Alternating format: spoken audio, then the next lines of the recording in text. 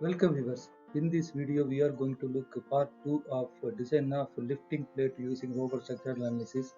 In the part 1 we had developed the model of lifting plates, applied the loads and load combination. Finally we done the analysis where we checked the yield stress of plate with the actual stress, so that we said that the plate which we had assumed for the model is safe. Now in this part 2 we are going to extract the forces which we had calculated in robot structural model, and with that forces we are going to do design of connection, and we are going to check the diameter of the bolt which we are assuming is safe in all the parameters as per the European standard. Let me look into that Excel calculation. So once after model and load application and the analysis part had completed, now we are looking into that connection design. So this connection design we are going to do in Excel sheet. So here you can see the design of connection bolt which is showing in the screen. This Excel sheet is prepared for the European standard way of calculation. So this axial force Fx, shear force Fy, Fz and maximum resultant shear, this all information we are going to take from the robot structural model which we got designed in part 1. For both the case 1 is a maximum shear about y and case 2 is a maximum shear about z. So these two cases is a major thing we need to extract from the robot structural analysis. So this resultant shear force is nothing but it is a square root of squares plus squares of Fy and squares of Fz. So here the grade of bolt as per European standard and most of the standards used to follow the same method of grading the bolt. It is start with the 4.6 to 10.9 grade. So in that diameter we need to select according to the load condition.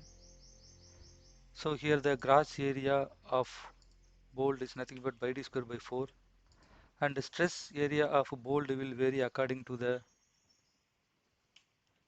diameter. So for that we are having some table.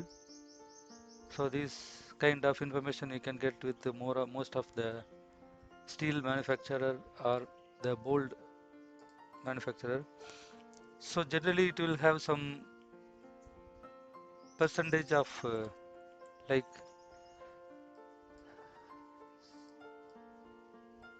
32 sorry 78% or 70 to 80% this stress area we need to consider, or as per the bolt manufacturer input. So actual tension on each bolt can be directly derived from the two cases. Maximum shear on each also we can derive from the same. Partial safety factor, this we need to refer to 1993 part 1 section 8 class 2.2. So in order to check this partial safety factor we need to refer page number 13 of EN 1993 part 1 section 8. In that class 2.2 you can see on the right hand side. So these are the table which is explaining the what is a gamma M2 partial safety factor. So resistant of bolts we need to consider gamma W2. So for gamma W2 value in the note you can find it is 1.25. So the same value we can consider. And ultimate tensile strength of the bolt we can derive from the grade of bolt. The grade of bolt, if it is 8.8, first the whole number 8 we need to consider and multiply it with 100 in order to get the ultimate tensile strength in megapascal, that is Newton per millimeter square. So that is what we did here, and followed by that yield strength of the bolt is nothing but 0.8, that is after the whole number we are having some fraction, so that fraction value we need to consider, that is 0.8 into the ultimate tensile strength of the bolt shall be the yield strength of the bolt. So we need to just multiply with 0.8. So similar like for other grade also, ultimate tensile strength will vary according to the grade number. So this 4.6 is nothing but the first whole number multiplied by 100 is ultimate tensile strength, and followed by that the fraction to be multiplied with that ultimate tensile strength, we will be getting the yield strength of the bolt. So that is what the concept of this grade of bolt. So now most of the European standard grade of bolt shall be 8.8. So we will consider the same. And now the tension capacity of the bolt FTRD we can able to find out, or we can able to calculate using the formula given in the table 3.4, which is showing the right hand side. You can see there are 4 or 5 number of cases where the bolt design to be done. So here tension resistant formula is given as K2 FYB AS divided by gamma M2. K2 here it is given 0.63 for countersunk bolt and K2 equal to 0.9 for normal bolt. So we can consider 0.9 here. And FUB is the ultimate tensile strength of bolt. AS is a stress area. So we are having all the values here. So applying all those, we are getting 203 kilonewton, which is less than the actual tension on each bolt, which is of 153.63 kilonewton. The usage factor also less than the 100%, that is 75%. So then we can call it as safe in tension. Next, coming to the shear resistance per plane. So the shear resistance formula also given in the same table as FVRD equal to alpha V FUB A divided by gamma M2. Here A is the gross area, and FUB we already having the ultimate tensile strength as 800 megapascal, and multiplying all this value and divided with the partial safety factor 1.25, we are getting 173 kilonewton as a shear resistance. And comparing to the actual shear force, actual shear force is less than the shear resistance, that is only 16% is utilized by the actual shear against the shear resistant capacity. So it is safe in shear also.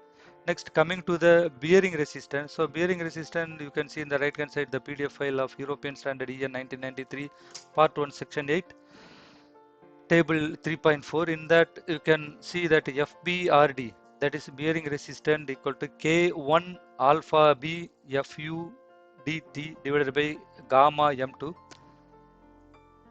So we are having the whole diameter. Generally the whole diameter we can consider 2 mm extra, or in some area it will take up to 4 mm or even 8 mm. So if we are going more and more of a whole diameter, it will be weak. It will create some weak on the plate. So we can consider 2 mm. So we already having the diameter of the bolt is a 24 plus 2 is a 26 mm is the whole diameter. Edge distance generally in European standard 1.2 of the whole diameter need to consider. So that is a minimum edge distance to be considered.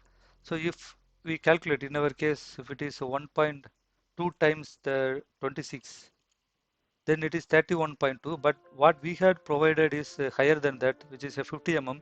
You can see in this picture the dimension, the total base plate or lifting plate which is going to mount on the container or any of the building structure is 300 by 200, which is having the bolt distance as 200 by 100.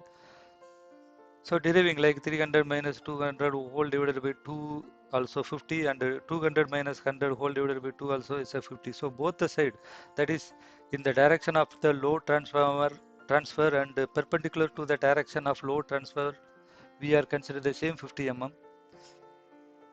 So that 50 mm we are considering as like this, and we need to calculate the value of K1 and alpha B. So K1 here it is given for edge bolts.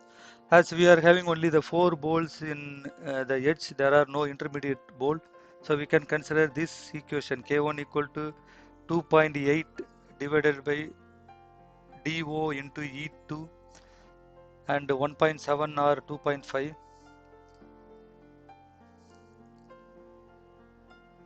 So that is a value we need to consider. So here the K1 equal to minimum of 2.8, E2 is 50, dO is 26. So by applying this, I don't know that we can say directly the 1.7 is the lesser than the 2.5. Instead of considering this 2.5, the minimum, the equation should consider the minimum of 2.8 E2 divided by dO and 1.7. We no need to go for 2.5 because on looking into that we can consider that 1.7 is the least of 2.5. So anyway that European standard is defining like this. So the minimum value, if applying this value into this equation, the 1.7 is the minimum value, and similar like alpha d, it is mentioned that 3 method we need to consider. Among the 3 we need to consider only the smallest, alpha d or fub by fu or 1. So here E1 divided by 3 dO is a alpha d. So we are applying this equation. E1 is a 50 and divided by 3 dO, we are getting 0.64. FUB divided by FU. FUB is the ultimate tensile strength of bolt, and FU is the ultimate tensile strength of structural steel which is going to connect it or this plate. So the plate we had already assigned, it is a 355S grade. So it is 470 megapascal. Again this value will also greater than the 1. So the least one is 0.64. So now we can directly apply on these values into the formula. K1 1.7, alpha B is 0.64, and Fu we know that tensile strength of steel is 470 megapascal, and D is the diameter of the bolt 24, and T is the thickness we already having as 20 mm, the connected plate on the structure. So divided by the gamma 2,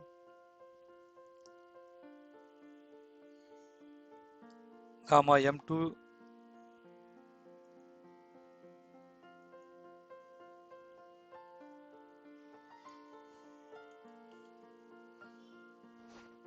So now we are getting 196 kilonewton. So we need to check this bearing with the actual tension which is higher than shear. So we know that actual tension is having 153.17 kilonewton, but the bearing resistance is 196, so that the utilization is 78%, which is less than the 100%, and we can call this as also safe.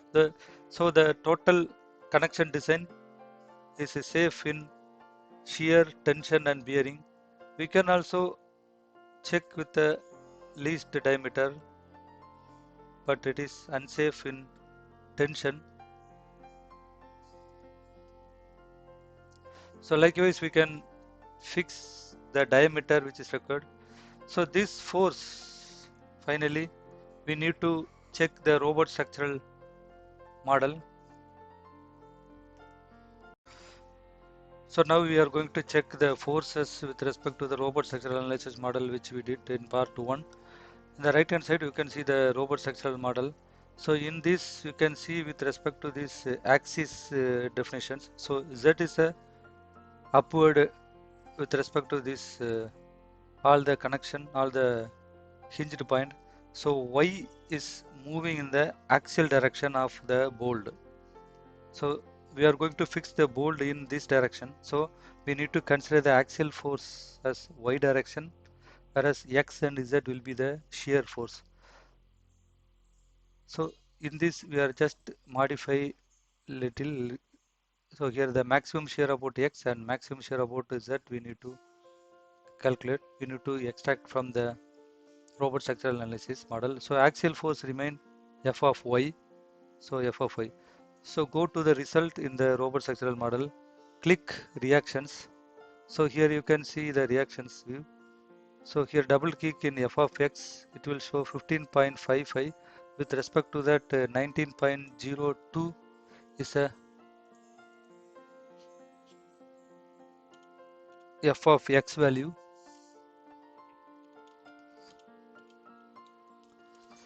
and with respect to that f of y is 58.04. So again in the maximum shear z case, luckily we are having the same maximum values in both, so we can directly copy paste this into that. This is a demonstration only, so maybe this will vary according to our real calculation. Now with respect to this, we can check our utilization ratio. So for tension it is 29 and shear it is 15% and bearing resistance it is 30%.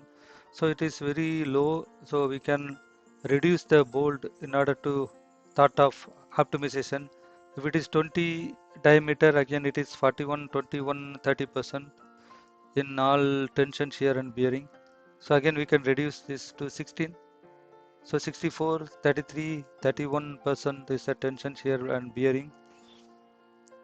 So even we can check with lower further, but in it is fail in 12 mm diameter. So 12 mm diameter is not capable to hold this lifting plate. So we can consider 16 mm as optimized solution for this. So similar like in part 1, we seen that stress value is 17.42 megapascal only, which is very low. Even with the combination of load is having 26.13, is a maximum yield stress which is developed due to the applied force. But as per our consideration, the yield strength is 347 megapascal, which is less than the 10% is actual stress. So we can also reduce this. Instead of 20 mm thickness, we can reduce to 16 mm or 12 mm. We need to do with the trial and check those the possibilities. So with that, the optimization solution we can able to do with the lifting plate and the connections. So with this entire lifting plate design get completed. Thank you. Look description for more related videos. Subscribe to this channel for more updates. Thank you.